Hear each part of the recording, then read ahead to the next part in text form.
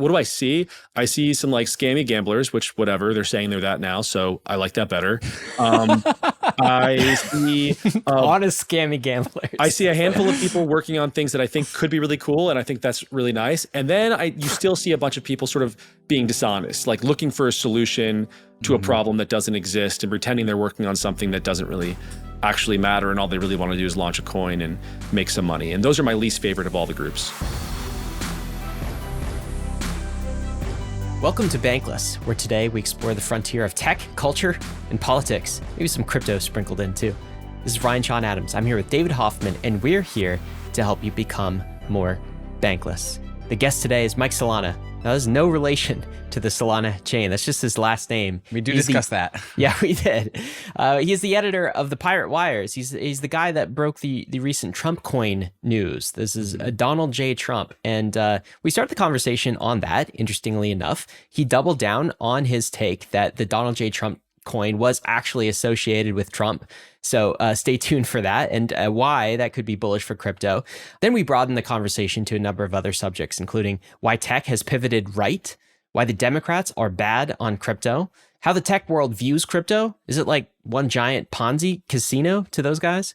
Growth versus degrowth and the Memetic Wars, the state of media and why it's broken, including social media. And is the US going to be okay after the election of 2024? Mike is a podcaster. He's got his own podcast, which it's always just fantastic hosting other podcasters on your podcast because they know how to podcast. It's always just a good conversation. He's always got something to say, something useful. And I really think his perspective as someone who is just outside of crypto.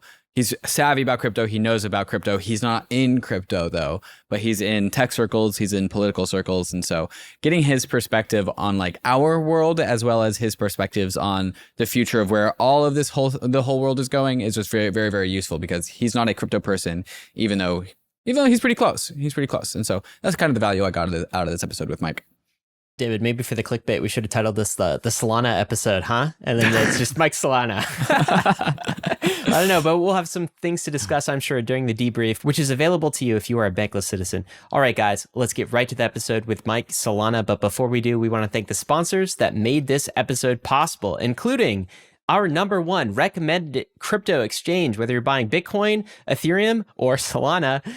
That's KRAKEN. Go create an account. If you want a crypto trading experience backed by world-class security and award-winning support teams, then head over to KRAKEN, one of the longest-standing and most secure crypto platforms in the world. KRAKEN is on a journey to build a more accessible, inclusive, and fair financial system, making it simple and secure for everyone, everywhere, to trade crypto. KRAKEN's intuitive trading tools are designed to grow with you, empowering you to make your first or your 100th trade in just a few clicks. And there's an award-winning client support team available 24/7 to help you along the way, along with a whole range of educational guides, articles, and videos. With products and features like KRAKEN Pro and KRAKEN NFT Marketplace and a seamless app to bring it all together, it's really the perfect place to get your complete crypto experience. So check out the simple, secure, and powerful way for everyone to trade crypto, whether you're a complete beginner or a seasoned pro. Go to kraken.com/bankless to see what crypto can be. Not investment advice. Crypto trading involves risk of loss. The UNISWAP extension is almost here. The self-custody wallet created by the most trusted team in DeFi, UNISWAP Labs, designed to make swapping feel effortless. This extension lives in your browser's sidebar, letting you swap, sign transactions, and send or receive crypto without ever losing your place on the internet. Plus, with human-readable transaction messages, you'll always know exactly what you're signing. Navigate a multi-chain world effortlessly with support for 11 chains like Ethereum Mainnet, Base, Arbitrum, and Optimism. No more chain switching or token importing. All your assets are right where you need them to be. The UNISWAP extension is designed to level up your swapping experience with other UNISWAP Labs products as well. Easily onboard to the extension using the Uniswap mobile wallet to begin managing your assets across platforms and take advantage of smooth, seamless synergies with the Uniswap web app. So go and sign up for the waitlist today and download the Uniswap app and claim your free username to get added to the extension waitlist. The Uniswap extension is available later this month to everyone. Just another way Uniswap is helping you swap smarter.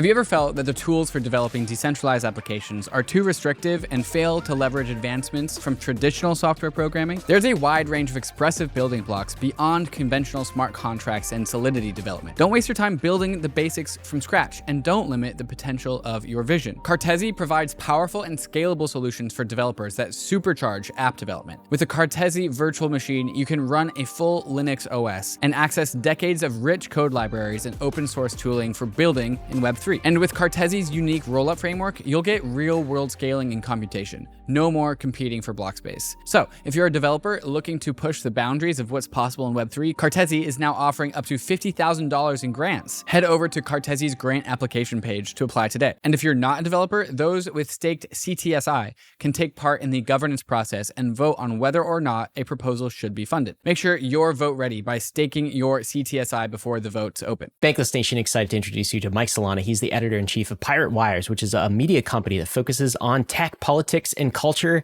I would say very pro-tech. I don't know if he'd use the term EAC, but that's a term you've heard on Bankless. And it's really pushing against a number of narratives, maybe the degrowth narrative, among others. Also, he is the CMO of Founders Fund, which is Peter Thiel's VC thing. They invest in crypto as well. Mike, welcome to Bankless. Thanks for having me. All right, so you must be aware your last name is now the name of a major cryptocurrency. Yes. Do you own How any do you Sol? feel about that? Yeah. Have you sent cease and desist to the Solana Foundation? Honestly, I hate it. It's Solana it's my name, and it was a rare name, and I owned that name. I was Solana. I signed my essays Solana. Solana is an important name. It's my family's name. Like, to have it just taken from me in this way feels wrong, weird, and obviously, it's a word, and people can take words. I'm not saying that like I'm going to be sending any cease and desist letters anytime soon, but it's just, I don't. I guess maybe it's flattering, but God, I wish they chose something else. I really do. do you own any Sol? At least you'd benefit from the upside here. I don't. I was a Bitcoin person, still am a Bitcoin person, but I've kind of stayed out of I'm interested in the crypto stuff beyond that, in the abstract. Mm-hmm. I'm going to defend people's rights to sort of work in it and trade in it and all of that. But I've got too many hills that I'm presently dying on to take on another. So I promise that we're going to get to more like intellectual conversations. But speaking of crypto coins that have people's name on them, the Donald J. Trump Memecoin like debacle that happened last week. Well, there's been a lot of news. Did you see? Yeah, people are in my DMs saying like, "No, David, it's not over. Like, it's gonna blow up." And so I haven't put my head in since last week, though. Well, obviously, I broke the news, and I stand by everything that I reported. I've spoken a lot on the Pirate Wires pod. I kind of broke down everything that I know about the coin. Like, there are things that I know for sure, and then there's speculation. So I know Barron Trump was involved, and beyond that, I don't have any insight into the inner workings of the Trump family and what weird things are going on behind the scenes. Like I have a perspective which I've shared, but I think the more interesting thing here now is, so you have, obviously people are speculating on the Donald Trump Memecoin, but then you have the poly market, like the betting markets, where people are like, well, there was a question of, is the Trump coin real? That was one. Then there was the question of, is Barron Trump involved? Both of those, because of the UMA protocol, have been resolved to no. And while the first one, what is a real official meme coin? That's super subjective, really complicated. Like, that's a separate question, I think. Philosophers need to come in on that one. To the question of, is Barron Trump involved, to resolve to no on that question is shocking to me. I could maybe understand resolving to nothing, like to sort of unresolved, unresolved, or I don't know and they're like, well, that's not possible. Well, then the problem is the protocol. Then the protocol is a problem, a huge problem, because you're resolving to no on something that I know is true, and that the only evidence we have indicates that it's true, but a bunch of anonymous degen assholes just think the vibes are off, and so they're saying it's not true. They don't know anything unique, and now people are losing money off of that. Not only are people losing money off of that, but the people voting on the protocol are also voting on Polymarket, which feels like fraud to me. And it's a huge, like, the Trump coin thing is fun, but it is like really sent shockwaves through, I would say, the sort of decentralized finance community, and challenged a lot of assumptions about tools that are, still being worked on and have a lot of promise. And I still think there is a lot of promise in this stuff, but this one is really bad. UMA, like, not only did they come out and not only did this happen, they then supported it publicly. They have employees making fun of people like myself publicly online over this, in my opinion, like very contentious issue that they're just wrong. Again, they are just wrong about, and Polymarket just denounced them publicly. So that is going to be, I mean, that's like a huge sort of just now, like within the last hour, I would say, breaking story. I feel like we need to maybe back up and set some context. We dove right into the Donald J. Trump, like Memecoin, and like some Bankless listeners might not be familiar with the story. So I want to start with kind of like the tweet that sort of set a whole bunch of this off, which is, as you said, Mike, the tweet you kind of stand by, which is from Pirate Wires. Per conversations, Trump is launching an official token, DGT, on Solana, Barron spearheading. That's the tweet. And so, is that what you're talking about? Like, you stand by that tweet? You think that that is an accurate representation? Everything that I reported at the time was accurate, and I have no idea what's happened since. I'm not I'm like not a member of Donald Trump's family. I imagine a lot has happened since. I can speculate, and I did on the Pirate Wires pod about what I think kind of maybe went down since then. And what do you think? What do you think went down? I believe that Barron asked Trump to run this meme coin and to make it the sort of official Donald Trump meme coin. And Trump said, "I love you, son. Yes, of course, whatever." And that, I can't do his voice, but someone else better than me can.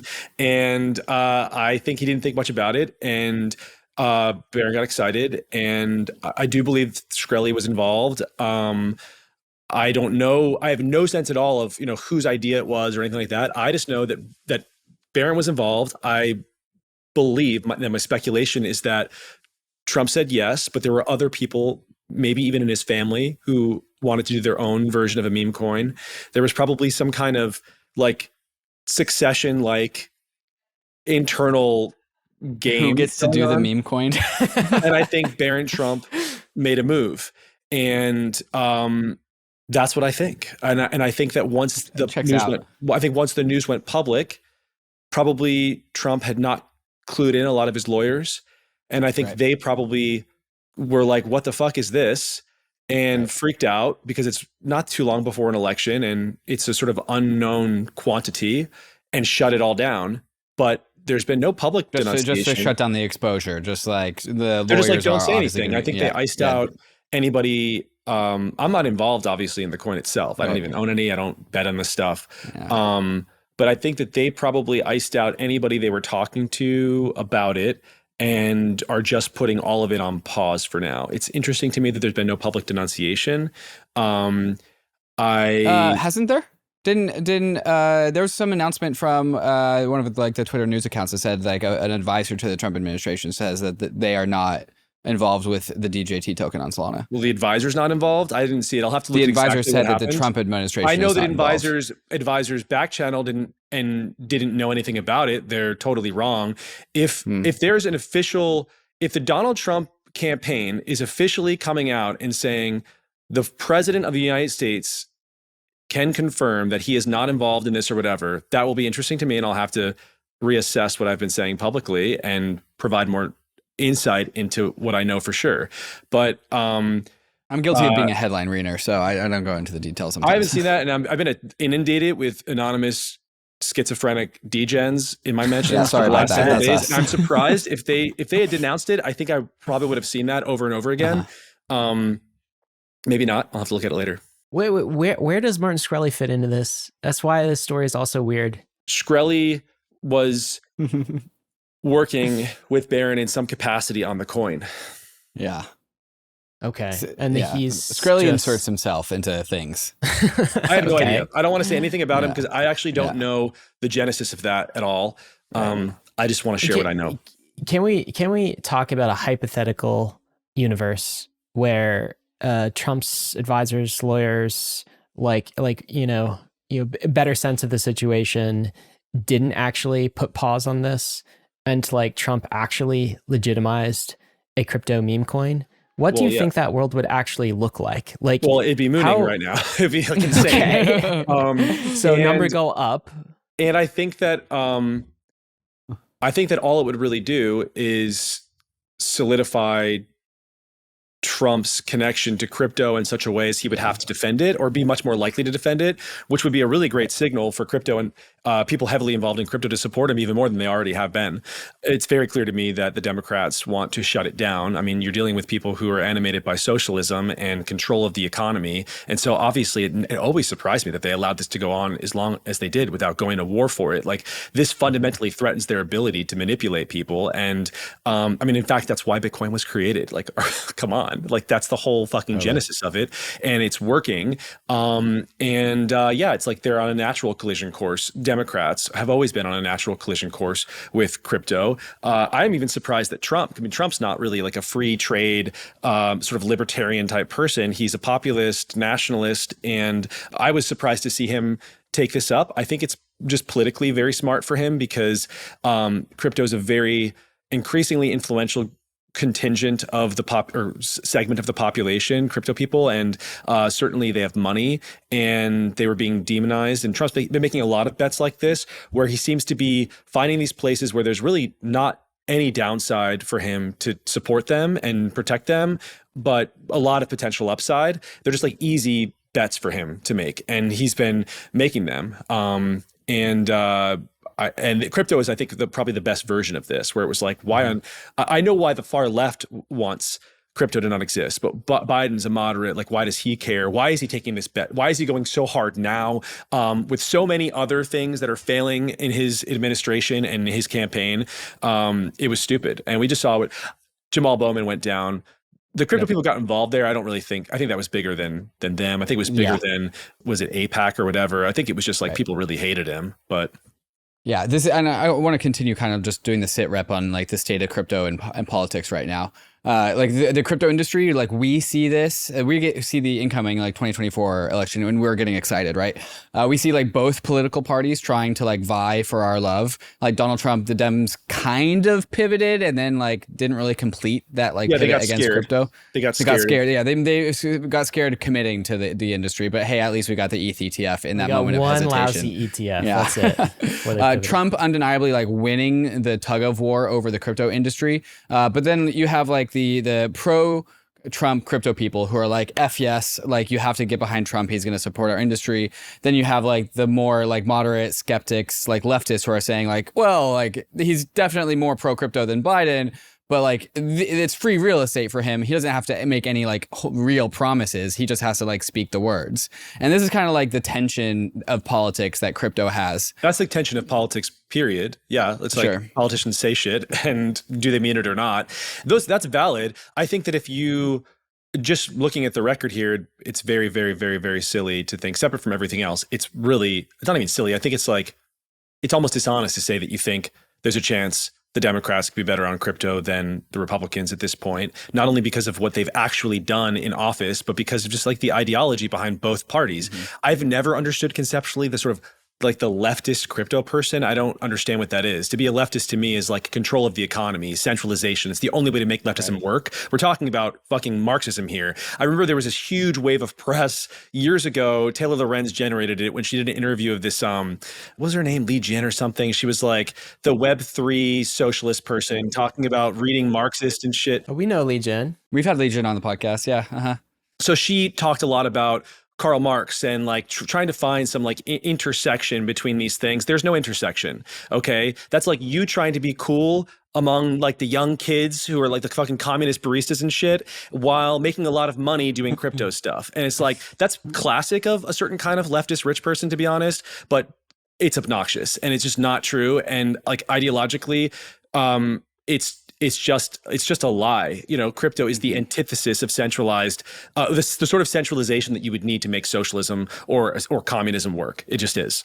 One thing that I'm trying to measure out is like a lot of the crypto industry, like we say that crypto might just end up deciding the fate of the United States election. Like, we are enough of a cohort that like we might be able to sway some swing states. And even Mark Cuban he put on some big tweet saying like Gary Gensler and his reign over the SEC might actually cost Biden the election because he represents like the policy stance of the Biden administration towards crypto. I'm wondering if you, as being like more external to the crypto industry, what your thoughts on like our ability to sway this thing or not? Like, how much influence do we really have here? Anyone with money has influence. People say there's too much money in politics. There's not a lot of money in politics, actually. There's not. Like, comparatively to the rest of the economy or whatever, like people aren't flooding it with dollars. It's pretty easy to make a huge impact with a few $1 million even. $10 million and now you're like a major player in a race, especially if you're talking about regional, like Senate races or things like that. So there's money in crypto, ergo crypto has influence and should use it. I think that's broadly true of anyone in tech, anyone in business. Like, if you need to be involved, or you need to stop complaining about the outcomes. Okay, here's the thing I don't understand, Mike, and maybe with your kind of like tech politics lens, you shed some more light on it. But it feels to me like I don't understand why the Democratic Party is really like doubling down on this anti-crypto army thing.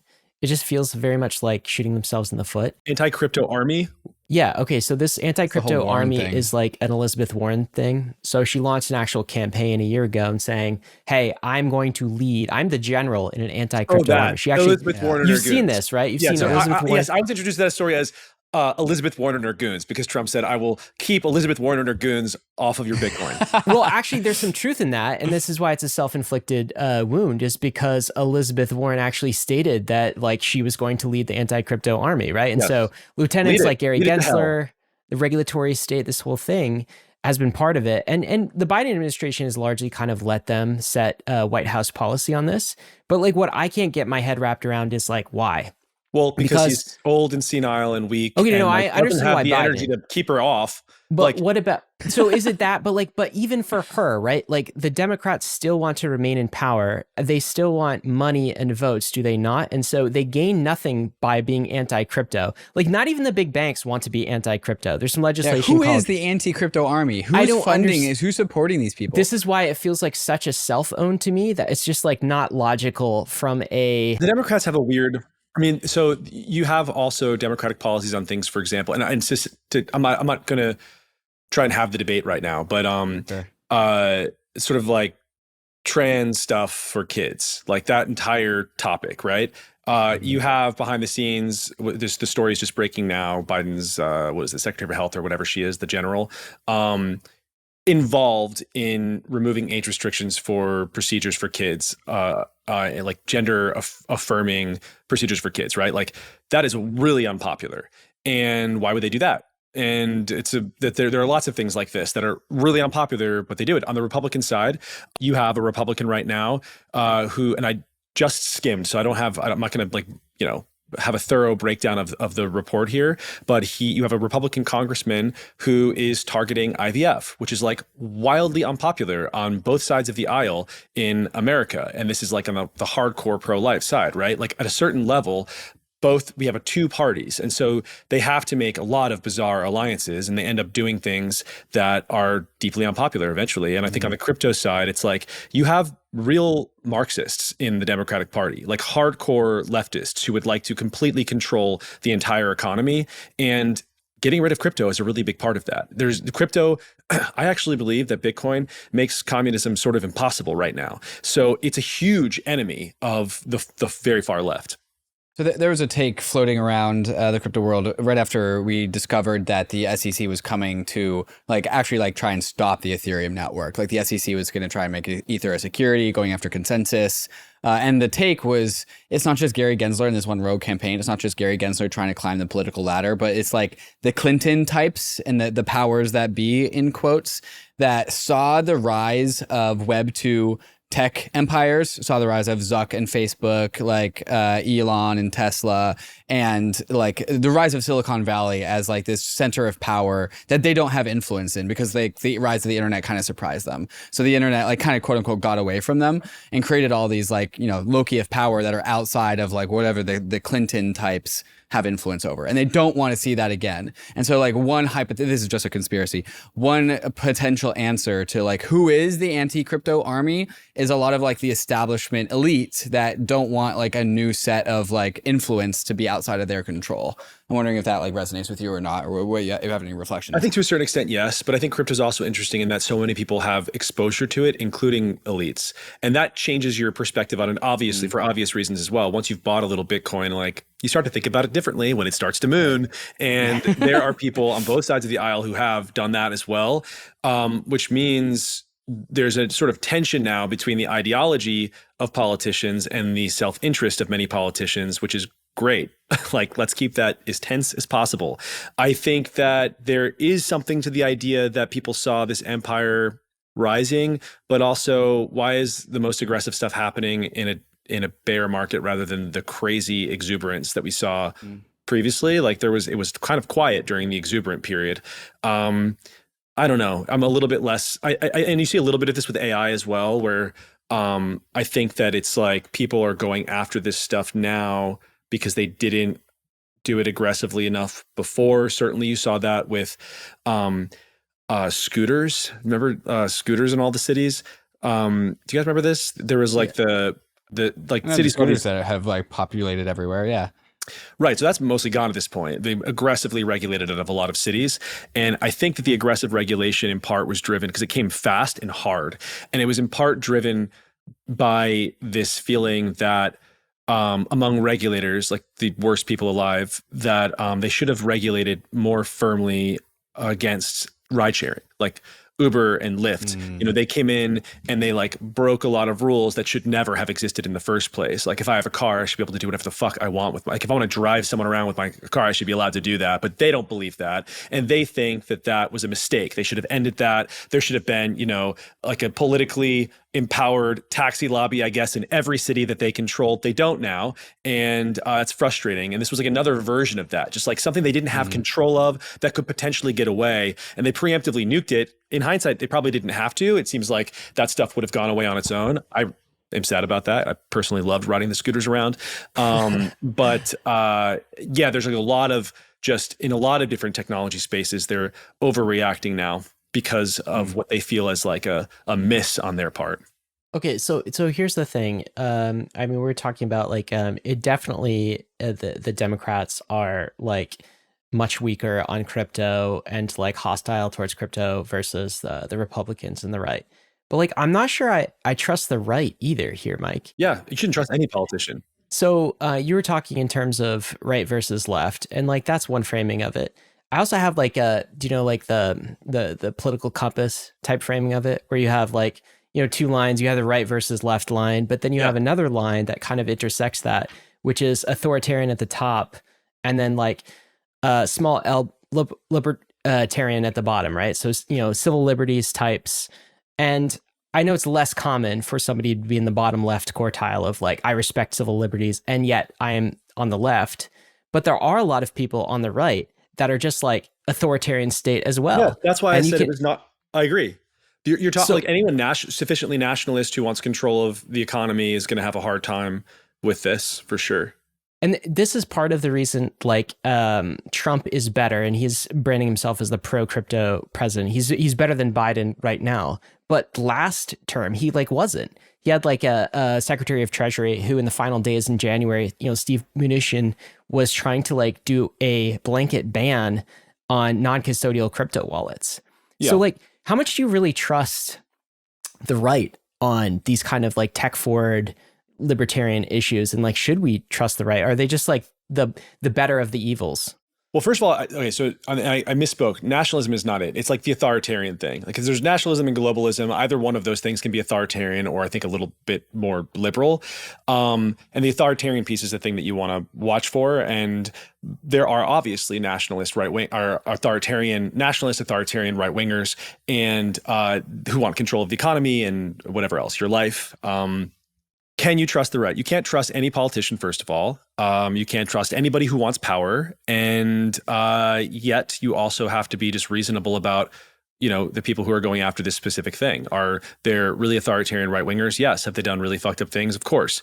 But just look at the landscape here and like who has passed all of the worst legislation and who is right now trying to do it. And it's just like very obvious that you don't vote for those people if this is your only issue. And then you lobby aggressively on the right. It's just as like, there's no good answer here because you're like, oh, can we trust these people? It's like, of course not. That's just democracy. But yeah, I mean, it would be very silly to vote for a Democrat, I think, if your only thing is crypto. And if you are going to anyway, I would be willing to bet your only thing is not crypto and you're just valuing other things higher than that, than your economic freedom. I want to get your perspective about like what the crypto industry looks like from your perspective, because I know you're like pretty exposed to it, but you're not in it. So like adjacent, but not inside. And so like just from the outside in, like what are we to you, like you? Like what you look over the fence, like we're trading meme coins, we're like trying to innovate, we're like struggling for adoption. Does it look like a giant scam? Yeah, do we look like a mess? Like, are we legit? Like, how do you perceive us? I think on some level, it's like refreshing to see people speaking more honestly about the meme coins because that's what everything was a few years ago anyway. And there was a lot of lying about like, well, this meme coin is going to be essential to like, I don't know, agriculture in some really ambiguous way. And I was just like, is it? That seems like a fucking stretch and a half. So it's like kind of nice to see people like, no, I'm just going to like launch a meme coin, associate it with Andrew Tate and call it daddy. And you're going to buy it because this Beanie Baby is really popular and, you know, cryptographically secure. That is one thing. Like, I guess the sort of overt trashiness of it, I actually prefer. And then, I think that there are a lot of people who very earnestly are looking to work on, you know, decentralized finance because they sort of believe in the mission. I think that's cool. And they're still figuring out ways to do that. I think that Bitcoin has already proved its value. And I think that any kind of decentralized, cryptographically secure store of wealth is very valuable by itself. Like you don't even need to justify beyond that. So that's cool. It's already awesome to me. And then if any of these other interesting sort of hypotheticals play out, that could be great too. I think that the like sort of decentralized contracts are interesting. And I think that every time I talk about this problem of vanishing information online, people say crypto solves this. I have not seen that solution. I am interested in that solution. If you can actually create some kind of solution there to this idea of like, you know, literally information just vanishing or being manipulated, disturbed. Or like removed from the internet, you mean? We need a permanent record. And it is this huge flaw in a life lived online. We've abandoned the analog, right? The last Encyclopedia Britannica was published in 2010, the physical Encyclopedia Britannica.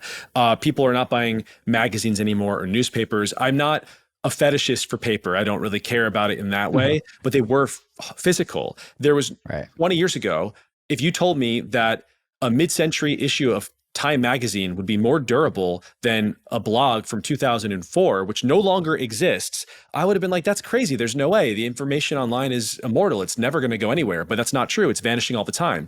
MTV News just pulled their entire archive for the last 2 decades.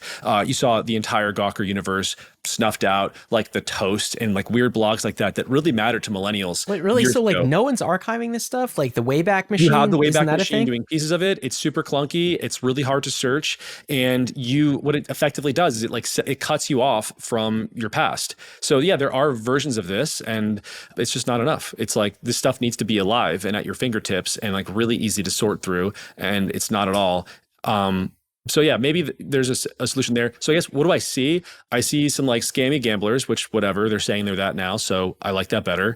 I see honest scammy gamblers. I see a handful of people working on things that I think could be really cool. And I think that's really nice. And then you still see a bunch of people sort of being dishonest, like looking for a solution to a problem that doesn't exist and pretending they're working on something that doesn't really actually matter. And all they really want to do is launch a coin and make some money. And those are my least favorite of all the groups.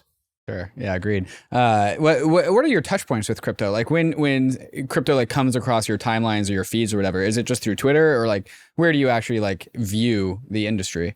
Twitter, and then through like friends of mine who are super and colleagues who are like super into it. Yeah, and just kind of like shows up in chat rooms just because somebody's interested in it and throws your way. Like crypto news and stuff, like developments and weird things that people are working on. But yeah, it's okay. That's kind of the extent of it. But yeah, Twitter, like it does feel like a slightly different world though to my world. Like I'm definitely right next to it and there's always overlap, but it wasn't until the Trump coin chaos that I was like, whoa, I am suddenly like, they're here. They're at my doorstep. And it's like a whole other thing. Mike, I consider you kind of like a memetic warrior at some level, right? Sort of, you've got some memes that you care about, and like I also consider you someone who's skilled in this warfare as well. And I think, I mean, we'll talk about sort of media a little bit later and kind of like new media, but like I want to focus on the meme portion of this, because in order to like win this movement for crypto, there's like a few meme tribes that we belong to, right? So like we belong to the tribe of pushing crypto versus fiat, for example, right? The tribe of the network state versus the nation state, the tribe of going bankless rather than being banked, the tribe of liberalism versus authoritarianism. Like what would you say are kind of your tribes that you identify with these days? And like, where have you kind of picked the different battle lines? And like, just in general, what do you think are the big memetic wars that are being fought right now? Such a good question, because they're so complicated and there's so many. And I think that over the last like 10 years, things have become really fragmented, and there are more dimensions to the conflict than there have been previously, right? So I always say that freedom is like my North Star. Like I started my whole sort of philosophical journey as an anarcho-capitalist. That's when I really like kind of came online, so to speak, and just read the most and became the most radicalized. I mean, I've been radicalized a few times in my life, but that was one of the big radicalizations. That's diminished, but it's still my North. That's like a, wouldn't it be nice? Like we should try and maximize for liberty wherever it doesn't put you into some sort of real danger, and sort of threaten the entire project of human civilization. So that's the star, and that's the guiding light. But I would say the things that I find myself fighting for, it's like business conceptually, technology conceptually, the country, the nation. I am a nationalist. I'm pro-America, and that's my frame for thinking about international politics for sure. It's like this idea that you should. So I'm not in the decentralized state camp. I believe that states exist, and I think that COVID really proved this out. Like when the physical world around you in your own hometown is crumbling, like the decentralized state does not matter at all. I hate to disagree with you guys on that. And like I love the people involved in thinking about it. I think it's just like really it's a really kind of damaging path to take, because you're taking a lot of smart people out of the problem of just fixing your local community. Like what really should be happening is crypto people should be flooding to one place, and leveraging their wealth and influence to shape politics in a more freedom-oriented way is what should really be happening. Not trying to reinvent a place. Maybe the decentralized state becomes an island utopia somewhere or whatever. Like you don't have to do all that. Like anyway, if America falls, your island utopia is not going to be safe. Like where is going to be safe if America is over? Like nowhere is safe. So yeah, I would say it's business, technology, my country.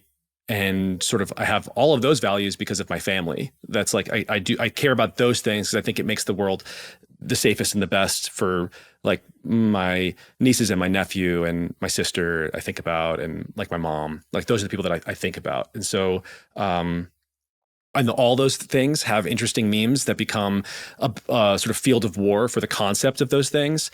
And that's where I fight. It's all really abstract, but the meme stuff is abstract. So. It's great framing. I think we've gotten to the kind of the basement level, and then we can maybe build up. So one that intersects probably business, tech, and America is this memetic war that we have observed, sort of a growth versus degrowth type of memetic war.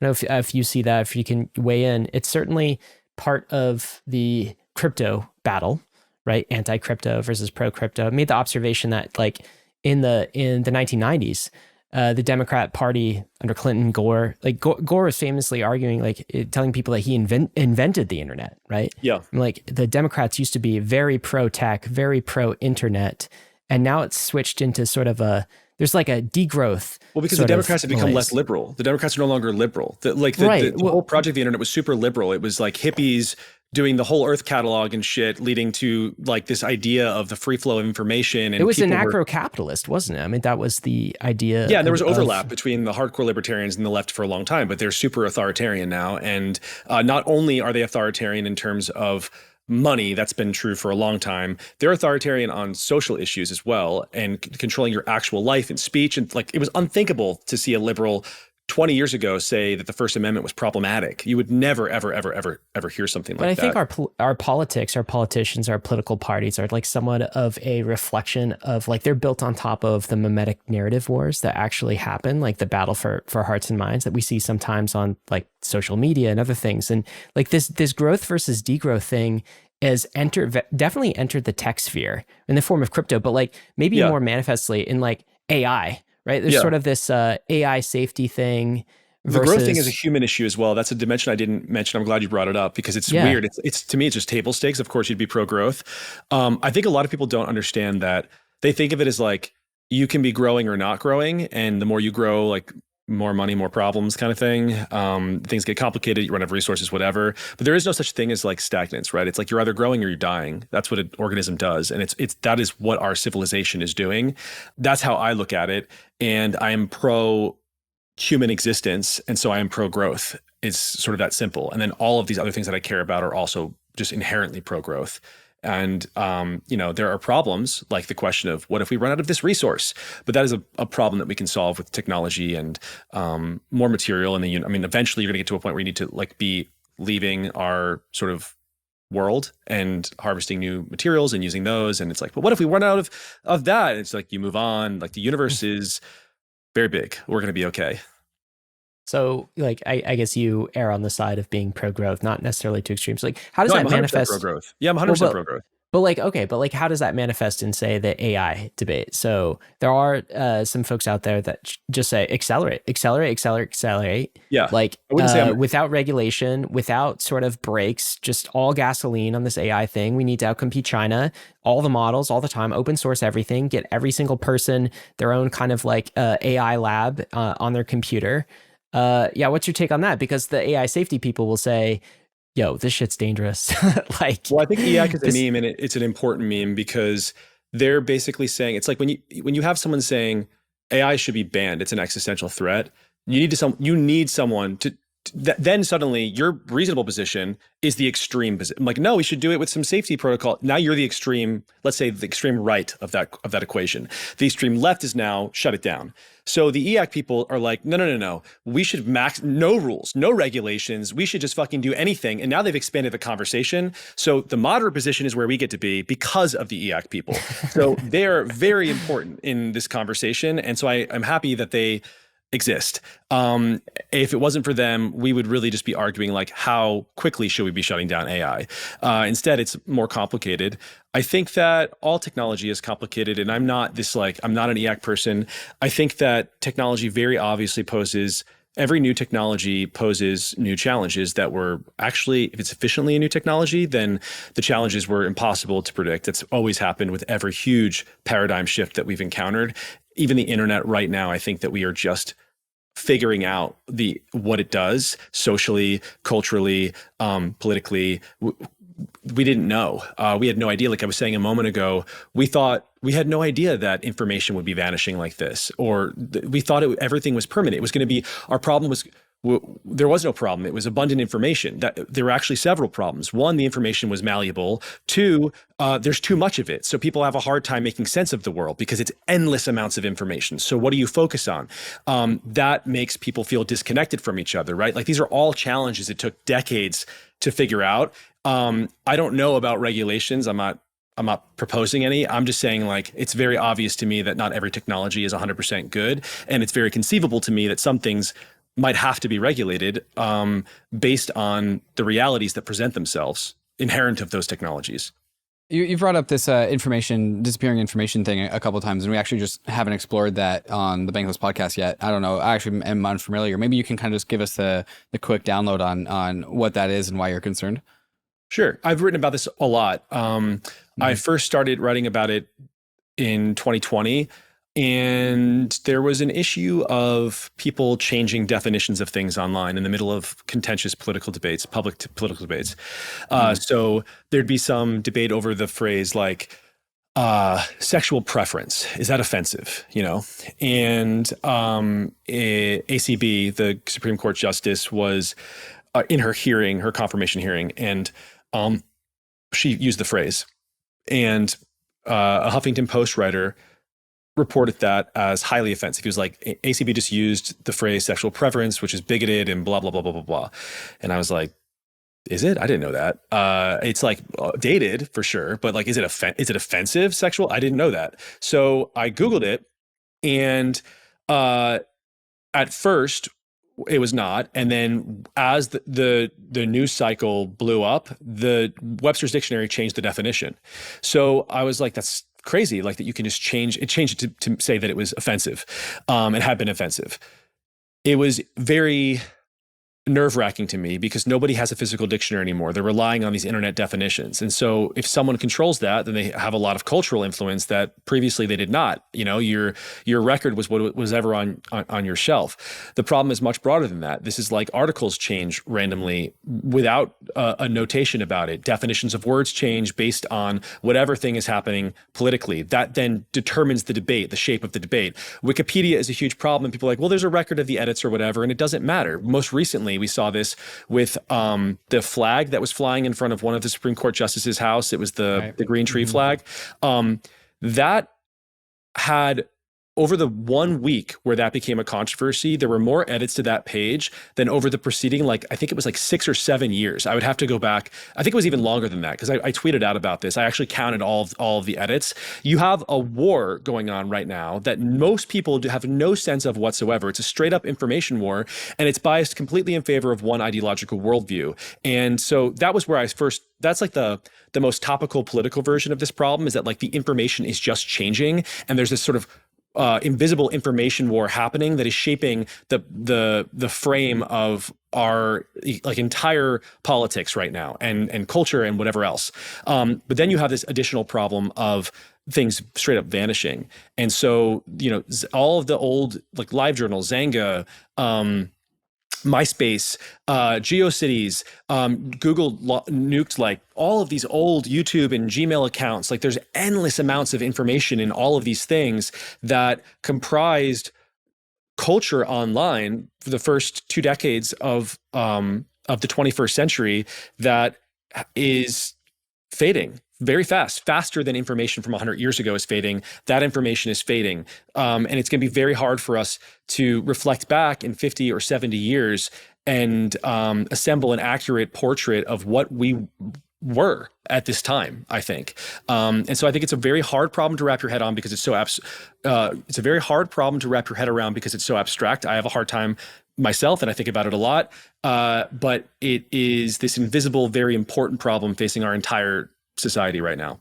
Right. And it's not coming from any like one central like epicenter. There's not like the Ministry of Truth, but it kind of is similar to that. I think what some of the things you're saying is like the internet is like soft. It's like malleable. And so like some things as a result of this malleability are like pruning snippets of the internet as they see fit to benefit them and their reality and their version of the truth.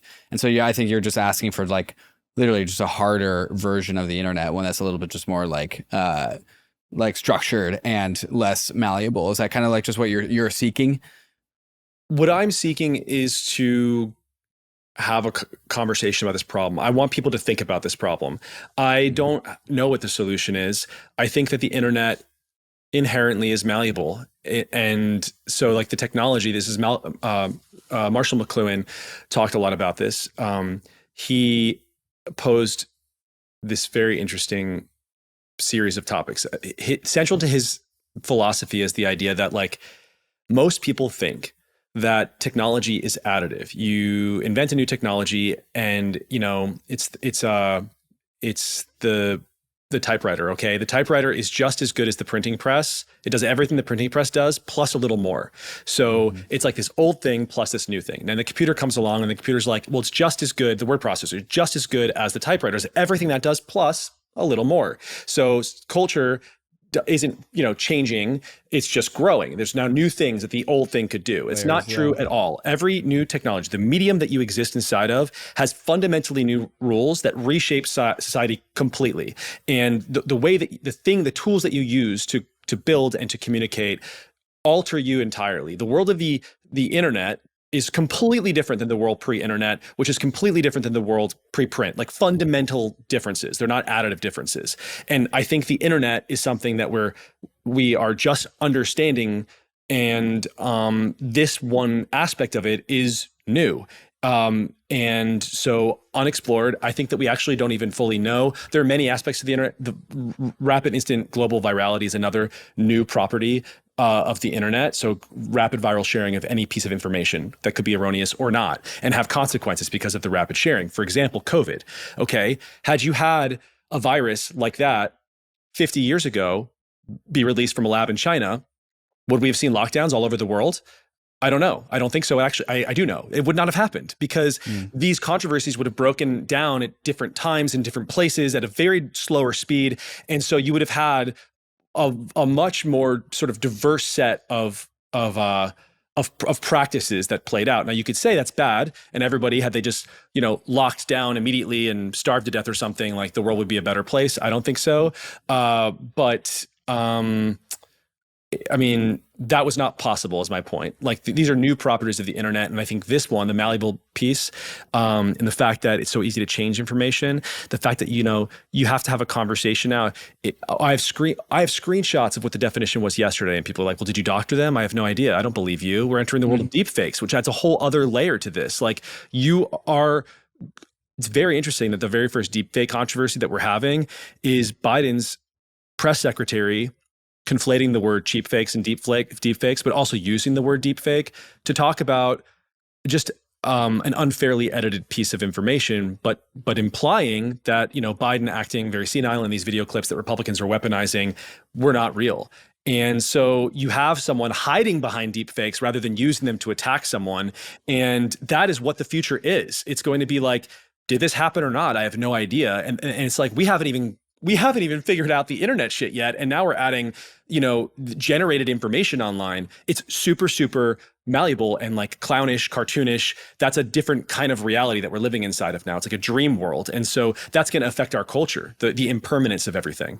New projects are coming online to the Mantle Layer 2 every single week. Why is this happening? Maybe it's because Mantle has been on the frontier of Layer 2 design architecture since it first started building Mantle DA, powered by technology from EigenDA. Maybe it's because users are coming onto the Mantle Layer 2 to capture some of the highest yields available in DeFi, and to automatically receive the points and tokens being accrued by the $3 billion Mantle treasury in the Mantle reward station. Maybe it's because the Mantle team is one of the most helpful teams to build with, giving you grants, liquidity support, and venture partners to help bootstrap your Mantle application. Maybe it's all of these reasons all put together. So if you're a dev and you want to build on one of the best foundations in crypto, or you're a user looking to claim some ownership on Mantle's DeFi apps, click the link in the show notes to getting started with Mantle. Arbitrum is the leading Ethereum scaling solution that is home to hundreds of decentralized applications. Arbitrum's technology allows you to interact with Ethereum at scale with low fees and faster transactions. Arbitrum has the leading DeFi ecosystem, strong infrastructure options, flourishing NFTs, and is quickly becoming the Web3 gaming hub. Explore the ecosystem at portal.arbitrum.io. Are you looking to permissionlessly launch your own Arbitrum Orbit chain? Arbitrum Orbit allows anyone to utilize Arbitrum's secure scaling technology to build your own Orbit chain, giving you access to interoperable, customizable permissions with dedicated throughput. Whether you're a developer, an enterprise, or a user, Arbitrum Orbit lets you take your project to new heights. All of these technologies leverage the security and decentralization of Ethereum. Experience Web3 development the way it was always meant to be: secure, fast, cheap, and friction-free. Visit arbitrum.io and get your journey started in one of the largest Ethereum communities. Launching a token? Don't let complex legal and tax issues slow you down. TOKU provides specialized support to optimize your launch and ensure that you as a founder and your team and your investors get the most tax-efficient outcomes. The TOKU team understands the crypto space inside and out and will ensure your token launch is fully compliant while maximizing tax efficiency. TOKU can connect you with the best attorneys if you need them to make sure that you have the best advice, and TOKU can help to optimize your taxes so you pay the least possible amount of taxes while still maintaining legal compliance. With TOKU's guidance, you can concentrate on building your company while TOKU handles the logistics. Token launches don't have to be complicated. Talk to TOKU today to get a free initial token valuation. The impermanence of everything is a problem with the internet today. And you talked about disappearing information, the ability to bias information. Can we just like double click on media in 2024? And maybe in particular, start with social media, and then we'll kind of like branch it out for there. But like the internet is really interesting because, TCP/IP, like it is a communication protocol. That's the thing it does. It is not a truth consensus protocol. That was kind of left to us, individual nodes in the network, to figure out what the truth is and have institutions like media help with that. Now, social media has taken a more and more active role in helping society find out what's true and disseminate information. At the same time, I don't know if you feel this way, Mike, but like social media also feels broken, or at least incomplete. And now, like the newest manifestation of social media, we were aggregated on a few particular platforms, like one being Twitter. We found out like Twitter was censoring in various ways. And now we're in this stage where like we've got this like fractured social media going on. Balaji just tweeted out, it's like now you have X, which is like the center right. You have Threads, which is the center left. You have Substack nodes, the center. You have Mastodon and Blue Sky, and that is like the left. Maybe you have Gab and Truth, right? In crypto circles, we've sort of forked some of our discourse to chat rooms, but then also there's an app called Farcaster. A lot of crypto people hang out on that. It's like a Twitter clone, only with decentralized protocols. I know what Farcaster is. I love Dan. So I'm on Farcaster. are you there? Awesome. Okay, so like, yeah, I'm not super active, but But that's the thing. You're not super active because it's hard to be in all these places at once. So the fracturing of your state like makes it just hard to maintain. Anyway, what do you make of the health of social media today? Because it just like, it feels broken. Yeah. So, I mean, Balaji's right. He actually is echoing. So I did an interview with Jack Dorsey where he broke this down himself. This was like a month or so ago. And he was just like, he had left Blue Sky's board because of this problem. It was just a super left-wing place now. And he was reflecting on the fragmentation of the landscape now. And his thing is, he's super idealistic. And I think he really does believe in some kind of totally decentralized version of all of this stuff. It's just like increasingly not the world we live in. And I don't know, the word broken has a connotation of bad, I think. And first of all, I don't know what's really happening. I think no one really does. It's still kind of in flux. There's a lot of chaos right now. I think we're in the fog of war right now with social media.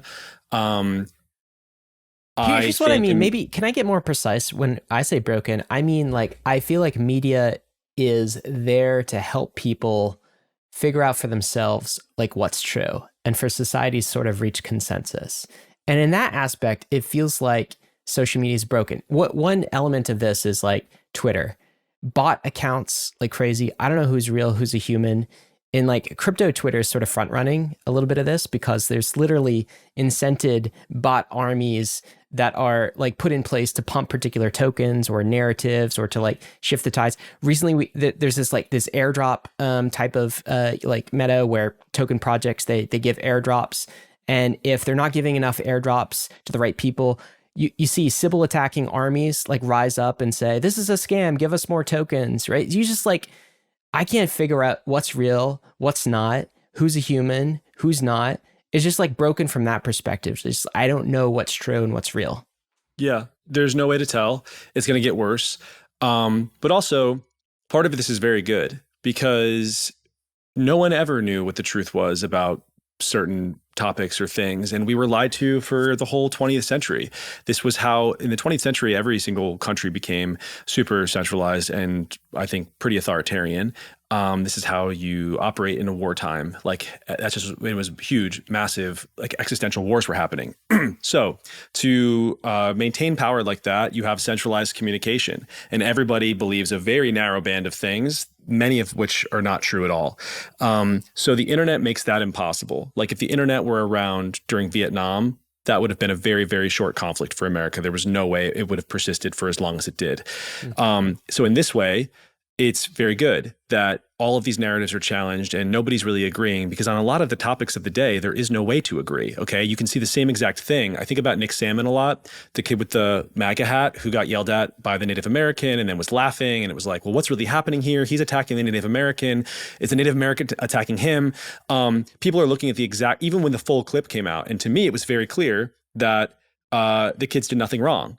There were people who were like, this is the problem. These kids are the problem with America, right? We're looking at the exact same thing and disagreeing. So what is the truth there? Okay. I think there isn't one. This is a subjective issue, and we've never had a solution to navigating this, certainly not at scale. Building consensus among a family is difficult. Among a community is very difficult. Among a world, that's not possible. That will never be possible. There's no way to do it.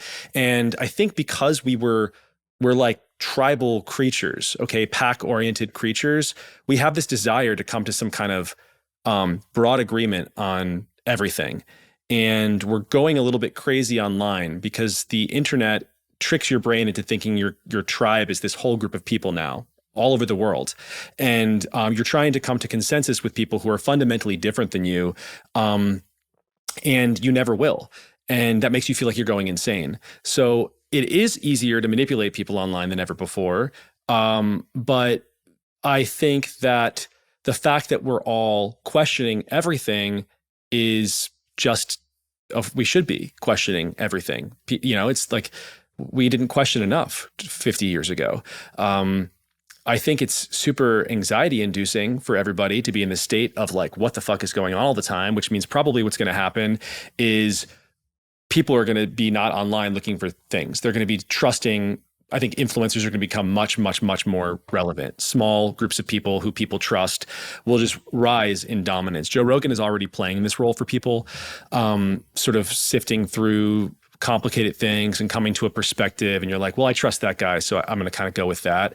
And this is actually what the media was before the 20th century. You had all of these warring journals saying all sorts of crazy shit, and you kind of just picked the one that you believed in based on vibes. Like you picked the guy that you felt like, that one, I guess, and then you just trusted him because you can't spend all day thinking about this stuff. And weirdly, I think that's where it's like this older thing is kind of popularizing again.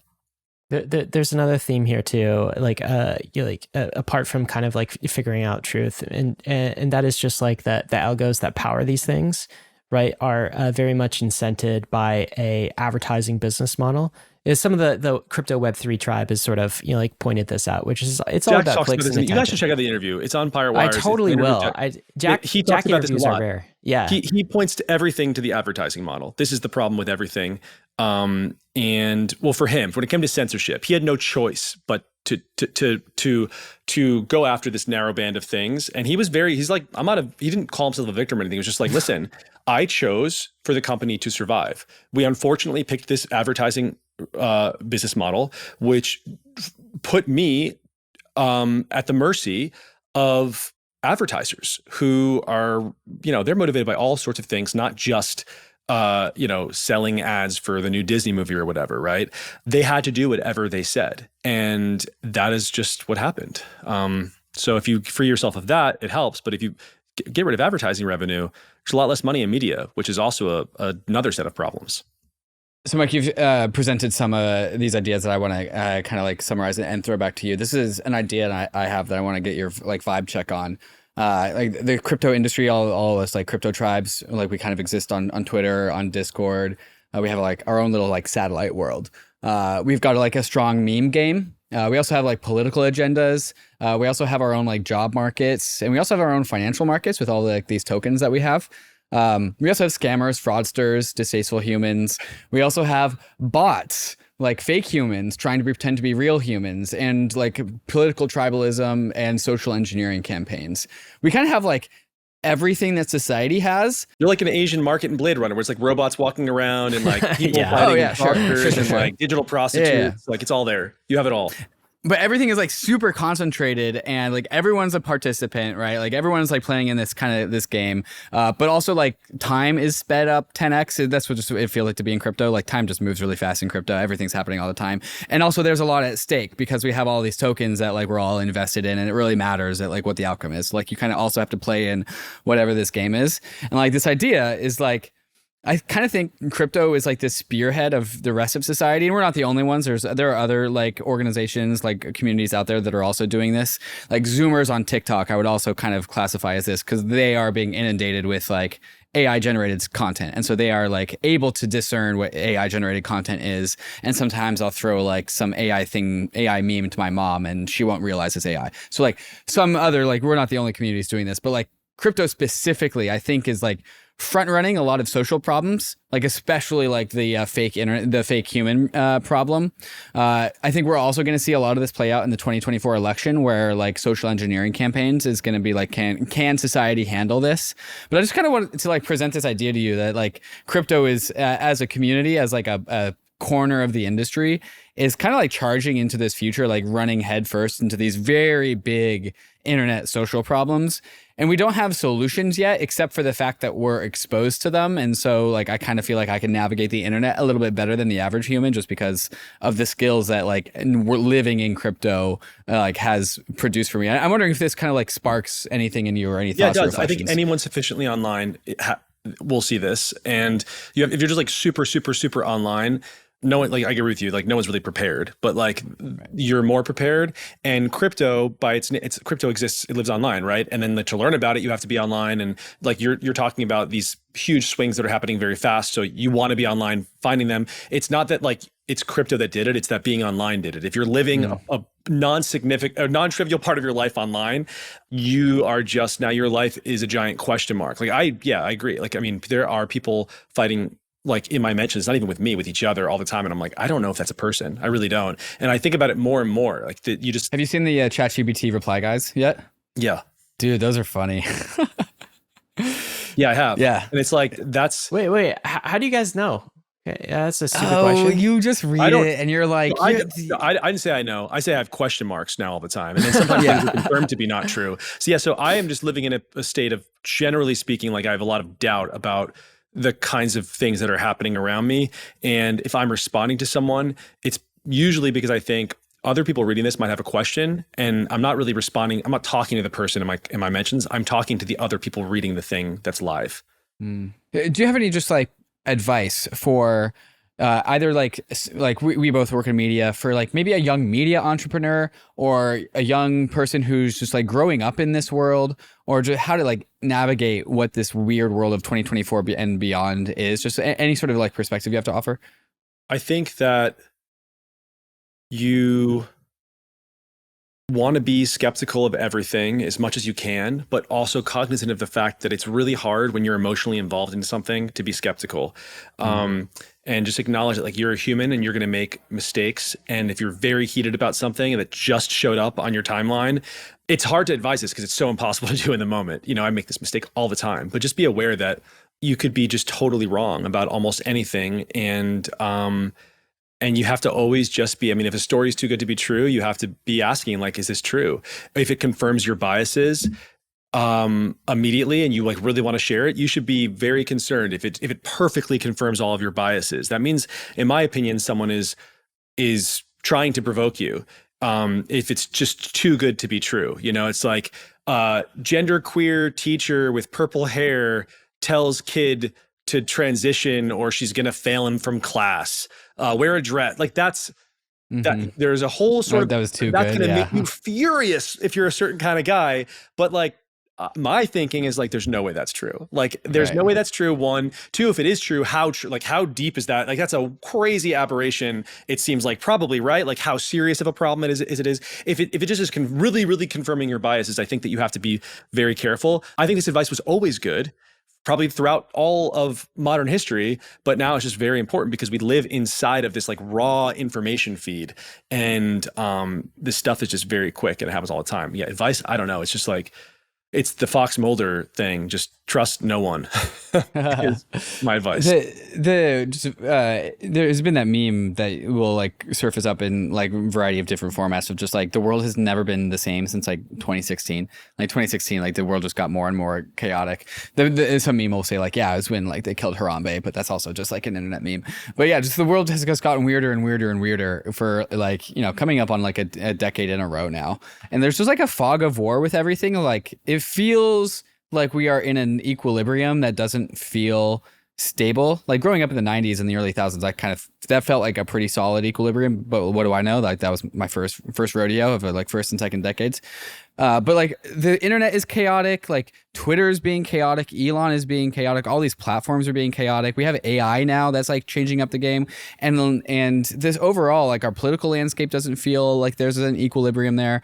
And I'm wondering if you also just kind of agree with that sentiment of just like there's kind of chaos. And if you see like there's like a clearing in the fog of war, because to me I just see like fog of war. And like what a normal society looks like on the other side of this like doesn't feel clear to me. There's a normal society, because what you're asking is like, are we going to go back to something that existed when we had a different technological frame defining our reality? I think it's like 2014, 2015, probably maps with mobile internet penetration and number of hours people are spending online. Once you're walking around with the internet in your pocket and everybody else is, now society is existing for a non-trivial amount of time on the internet. The internet, the rules of the internet are clownish. That's what like the malleable information, the rapid pace of information, the ease of deception. You're now talking about like a sort of cartoon reality that is shaping culture. So our politics didn't get crazy. It's not like, oh my God, how did Donald Trump happen? And then now how is like, what's her face? Like Kamala, like giggling in a weird way every 5 seconds. And like, I can't believe she's a heartbeat away from the presidency. Like this is clownish, clown world type stuff. The politics are mapping, the politics are they're emergent. Like there was no way to stop this once we started living online, because the internet is a cartoon world. Now our society is shaping to those laws. That will be the future. It will get more and more clownish. It will only get more. I think it's like, it's like sort of less chaotic a little bit, because people sort of now understand that it's going to be clownish. So it doesn't hit the same way I think that it did in like 16, 17, and then 2020 was super dark. You're like a little bit more adjusted to the clown world, but I don't think we're getting rid of the clown world. I think the only way that gets rid of it is a paradigm shift, a technological paradigm shift that changes the way we interact with the world. That could maybe be something like artificial intelligence in some really crazy way that none of us can really predict right now, because it's just very, very complex. But I think that's the only thing that changes. And I think there's no going back unless you get rid of the internet. So, I mean, get rid of the internet, right? It's like, so here's a difficult position just to steelman the case against kind of like some of your core tenets. Like, I certainly don't think this. We're very like pro-tech at Bankless, obviously being crypto, pro-capitalism, property rights, this type of thing, and generally pro the US. But someone hears that we're living in a clown world, and you say, that this is because of technology, because of the internet. And who brought us the internet? Well, these corporations, that's the business side. And it's resulted in clown influencer politics. And your position is pro-America, and they see America and it's just going in the total wrong direction. So how do we go back to the normies out there and say, yeah, I know like the internet has caused all of this chaos, and tech companies have like brought about the internet and brought it into our everyday lives and have been a participant in this chaos. And by the way, made a whole bunch of money. And like now we've got this, clown politics. How do we go back to them and say, hey guys, you know what the solution is? It's actually more business, more tech, like more entrepreneurship. Do you see like why there is this cynicism on the maybe this explains the anti-crypto army. Maybe this explains degrowth. Maybe this explains like all of the counter forces that we're kind of facing in these arguments. Well, I would first just acknowledge that you're right to feel a kind of way about this. It's like I am not, people put techno-optimism on me. I don't think I'm techno. I'm like, I believe in the concept of technology and the concept of business. I think they generally track to good things. I am not a dogmatic person about this stuff.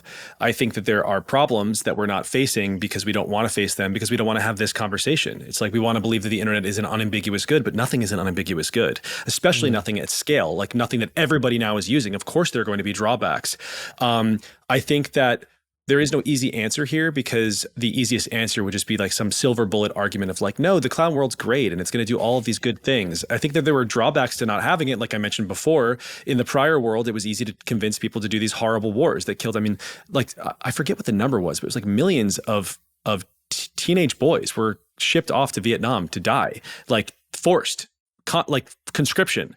That is not possible now. Okay, like you're never going to get to the level of consensus, society consensus that you need to do something like that. So the prior world of technology led to certain outcomes that were also really fucking grisly. Once you created machine guns, for example, okay, like you could defend yourself better, but you sort of guaranteed that there would be trench warfare and you would have a long protracted sort of World War I situation. Every technology changes the world in some kind of a way that is not good or bad, but complicated. And now we're in the internet world. And I think the very first thing that we have to do is just sit with these challenges and kind of come to some sort of consensus on like, okay, we are in a clown world. Now what? We're in a clown world. What does that mean? How is that presenting? Are there technological solutions here? Are there things we could do to make it better? What are the good outcomes of that? Like, what are the things that happened that were great? Like, we don't want to throw the baby out with the bathwater. Like, I think we have to just be talking about it and be sober about it and not be a Luddite about it. And also not be, a crazed, accelerating, I think every American should have a nuclear bomb in their basement type person. I'm not really on board with that either. Yeah, that's a rational take. I can get behind that. I think the larger point is maybe just tech realism is like more the bent here is, which another point is we can't put the genie back in the bottle. Like it is what it is. Like you can't like delete the internet and go back to the 1990s. We'll never live in that world again. So let's talk about one area that we're both focused on. So I consider Pirate Wires sort of the alt media for tech in similar ways that Bankless is like alt media in crypto. And so we were talking earlier about how social media is imperfect, has some flaws, is going through this anarchy type phase. Let's zoom out to media in general. So like we've got mainstream media, we've got alt media like Pirate Wires. There's difficulty sustaining the business model. It's hard to pay for real journalism and truth finding. Like, what's your take on the state of just media in general, not social media, but just media in general in 2024 and like the way forward to make it better? Well, it's really bad. It's like absolutely, I would say like existentially bad, like to the point where like whole kinds of journalism will probably end. And there are people who will celebrate that, who think just like all journalism's bad and like fuck the journalists. And it's like, I understand that because so many journalists are such shitty people, but it's really important that you know what's happening in your local city hall. And there are places all around the country right now that have no idea. And local politics sort of shapes your actual day-to-day reality. To not know what's going on is very bad. Man, it's so complicated because the thing that's happening right now is you basically need people to pay you for your content, which is great. And for me, Pirate Wires we're good to go. We're able to do that. And I'm able to pay all my employees and we're going to grow. But there are all sorts of things I cannot do because I'm not making tons and tons and tons of money. Okay. All sorts of things I would like to what won't be able to. What the New York Times is able to do is really just burn a ton of money to be reporting on some strange, I don't know, political feud in Africa that might have one-off consequences, like or second order consequences all around the world, really because it's good for their brand. They're the people who are, covering everything or whatever. Not because it makes money. And what is this, like the future of that? I think the Times will survive and they'll continue doing a lot of this stuff. I think that the influencers will be the other thing. And then now we're reporting on certain topics, like we're doing like on tech, on like based tech news. No one can compete with Pirate Wires. Like we don't have a competitor in that lane. It's a very specific lane. Like the New York Times could never. And so like you have to go after the giant on those in those ways and then just grow as best you can from there. But there are going to be a lot of things that just are not covered. And I don't know, newspapers were they were companies that had hard, defensible lines of distribution. They made money for the most part on advertising, and that advertising was multi-pronged. You had advertisements, you had inserts, you had, what was the other huge, classifieds was the other huge one. By the time of the internet, most of that had already been a lot of the they were already dying, and a lot of the advertising had been cannibalized by television. Once the early internet, before social media came, you lost classifieds to Craigslist and search and things like this, and then all you had in the new media landscape in the early 2000s was just straight up advertising. So you needed clicks. That was a total disaster for media and was the beginning of sort of the end of everything. Now what you're seeing are people rebuilding old media companies on the internet, essentially, building back lines of distribution separate from social media. They're owning their own distribution via the email. And you're like rebuilding this advertising revenue sort of on top of that, in addition to that. But it's just still, it's like such, with technology as it is, the slice of the pie is much, much, much smaller. And I think it's like, there's not a lot of, I don't have a lot of good solutions here. All I can say is that like I'm on the front lines, like in a hard moment, succeeding in a way that is sort of closer to the top of the pack. And it's like very difficult to do it. And I'm just hoping that we develop new tools to do it. And I really hope that AI becomes a huge amplification of what we're able to do on smaller teams. I'm really interested in every sort of new tool that comes around. But it's pretty bad right now. I think the other thing that's kind of good with fragmentation, all these different social media things, if that continues, which I would love to see, there's a world in which they just lose the pricing power that they had, which was really, really, really damaging to the whole ecosystem. That kind of gets to the question I want to ask. I wonder if you have a take on, if imagine a pendulum between like large conglomerates, media conglomerates, MSNBC, like New York Times, like like the spectrum here is centralization versus decentralization. If there's a pendulum like that is swinging between one and the other, where do you think that pendulum is, where you have like large centralized media orgs on one side, and then you have like the Elon Musk vision, which is he wants every single Twitter account to become like a citizen journalist, and then you have like people like you and us, where you have like Pirate Wires and Bankless, which are like small independent media organizations with like a committed following somewhere in the middle, probably more on the left side. Where do you think, do you think there's a pendulum, and where do you think we are on that, and where is it going? I think that there are no real citizen journalists, to be honest. There are people talking, and that's enough. That was enough to do the most important thing that social media did, which was throw the curtain back on these huge institutional, or these legacy media institutions, and just challenge them fundamentally. Like, you are telling us things that are not true, and you do not have authority over the concept of truth. You are not able to fact check me. Okay. Like your opinion is not more valid than my opinion.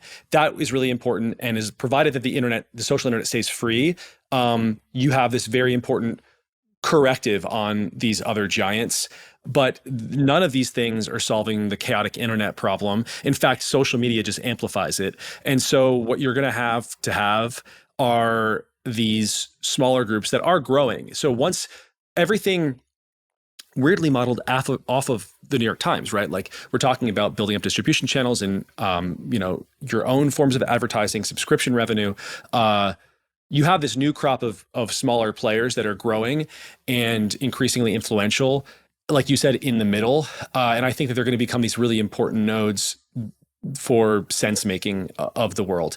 Twitter, in this chaotic state, and all social media really, is kind of too chaotic for the average person. They're looking to like, okay, what's this one guy who I like going to send me in my inbox, and that says like everything I need to know that's happening right now.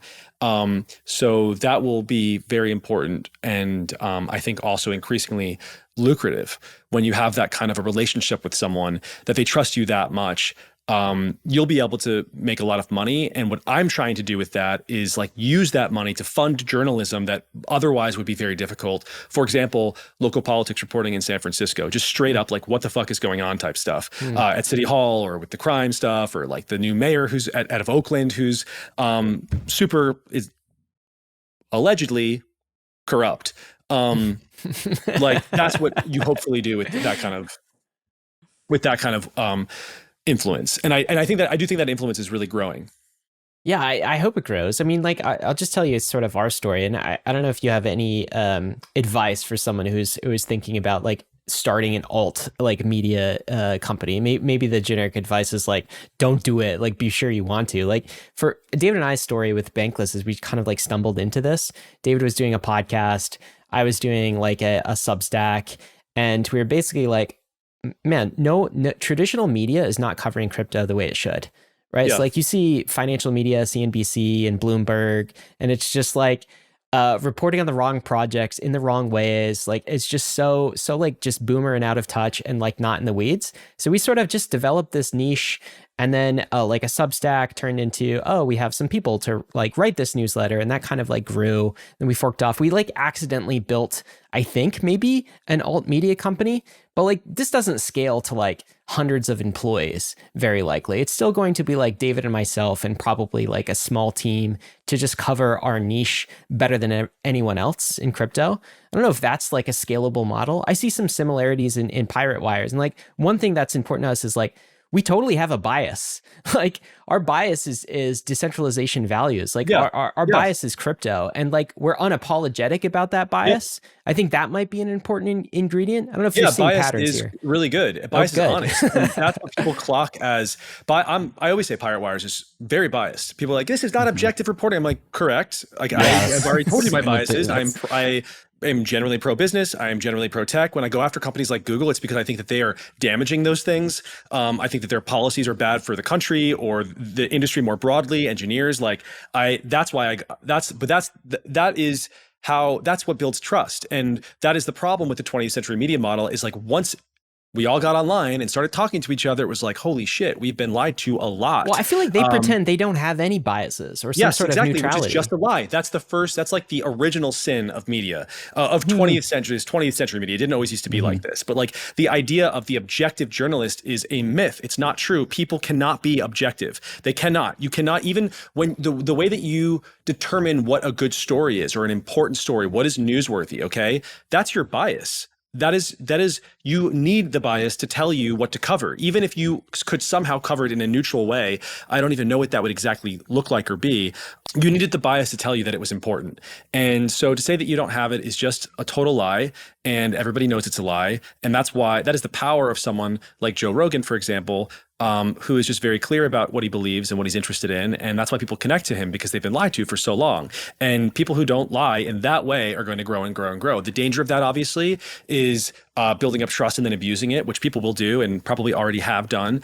I think that like you have, like, I see these influencers blowing up and then like, buy my token class on how to start a business or whatever. Like that stuff's really gross. Yeah. And, but that kind of stuff has existed forever, and the internet's just kind of modeling. It's just showing you the new version of this scammy kind of guy that has always existed.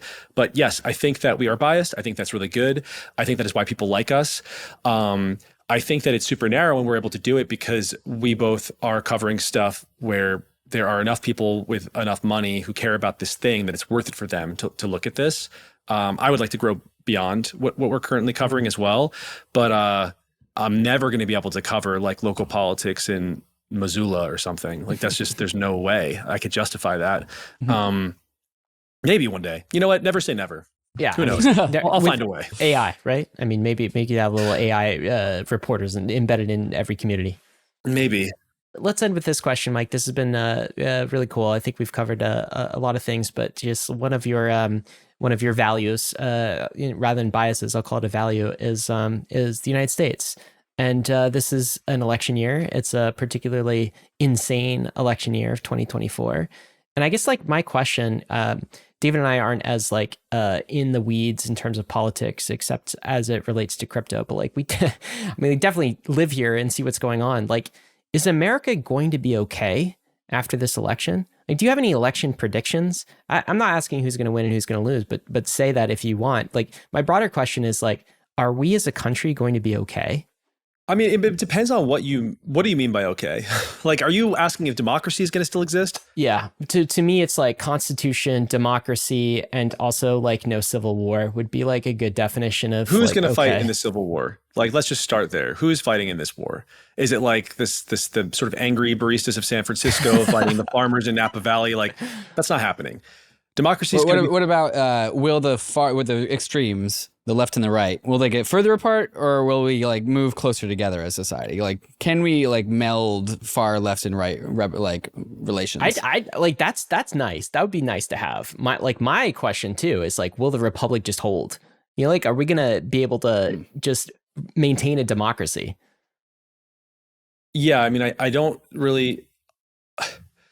We're talking about 2 democratically elected presidents, and everyone is saying that democracy has failed. And it's like, well, both of them won their election and it didn't fail. So like automatically I'm sort of like, okay, what are we really talking about here? It's like very hysterical. It's all like super, super, super hysterical. And I think people just need to like calm down generally and be a little bit more sober about this. I do think that there are huge problems that are new problems. I think that the weaponization of the court is really scary to me. I think that the sort of distrust of the court, the higher court, the Supreme Court, is really scary to me, because like you have a situation now where people all sort of understand that if you control the Supreme Court, you can just sort of magically do whatever the fuck you want. And that's like super authoritarian potentially. You have the Democrats talking about packing the court, which is like really horrifying to me. Just like a complete, so that's like, for me, that's like you're taking over the country. You've dissolved the legislative branch at that point. And they're new things. The courts have not ever been this. The Supreme Court has never been this distrusted. And the idea that that's not like the Alvin Bragg case was like really crazy to me. I couldn't believe that happened. But I still think like the thing about America is it's so goated in terms of like talent and resources and money. I often wonder like, why are things so stupid here? Like separately from the internet, things are so dumb in so many ways. Like San Francisco is dumb. Like the politics are really, really dumb, and the internet didn't do that. Okay. It's like been dumb for a long time. The reason is because we can. Like it's like we just are so good that like we can fail totally at politics and still we're better than everybody else. So there's not enough external pressure to fix anything right now. That's both good and bad. It's like bad news for new infrastructure projects. You're never getting high-speed rail in California, as long as we don't have like some kind of, I don't know, California-specific dictator to do it, which would, I don't know, I'm open to it. But like, we're also, I think, democracy is going to exist, and I think the Republic does survive. And it's like, does the Republic survive a Donald Trump presidency? It did. Everything was fine. Like, I just don't think that I think that people freak out about this stuff, and it's actually fine. I think that there are fewer checks and balances to just pure democracy, which is a problem. Like we're becoming more and more of a sort of, like I think all of the California style direct democracy is really bad. You want to be electing representatives and having them legislate, and you want to make sure the courts are not legislating, that the courts are determining what like they're sort of litigating what legislators have said. But yeah, I mean, this is a lot. I'm babbling. I think things are going to be fine. I don't think there's definitely not going to be a civil war, because where would the lines even be? It's like with your urban core versus the suburbs. That just seems really silly. I think things are gonna be fine. I'm glad to hear you say that, Mike, because a civil war would be very bad for our bags. I think over here in crypto, among other things. Crypto would boom. I don't know about boom that. Time for crypto. Yeah, for sure. You need a currency you can trust. Sometimes we wonder if this is a risk-on asset or a risk-off asset, or like what it actually is and how it trades. But Mike, so far it's been both. Yeah, it's been both. Bearish. It's been both. Mike, this has been great. For Bankless listeners, I consider Pirate Wires kind of like the Bankless of tech. So if you guys want to check that out, it's piratewires.com. You can and should subscribe. There'll be a link in the show notes. This has been great, Mike. Subscribe to the daily. Subscribe to the daily. It's like, so we have the daily brief at Bankless. The daily, what's the daily? Give us the pitch for the daily. 3 daily takes: technology, politics, nice. and culture. Nice. All Very three. quick. Well, everything you need to know. And it's like your portal into the Pirate Wires universe.